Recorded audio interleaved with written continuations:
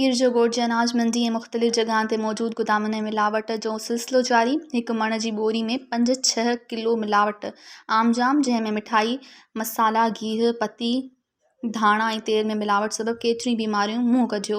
पुराणो ऐं रखियल माल नए माल में मिलाइण सां ख़ासि करे पेट जूं ख़तरनाक बीमारियूं पैदा थियनि थियूं। गुदामनि में मिलावट जो कारोबार उरूज ते आहे।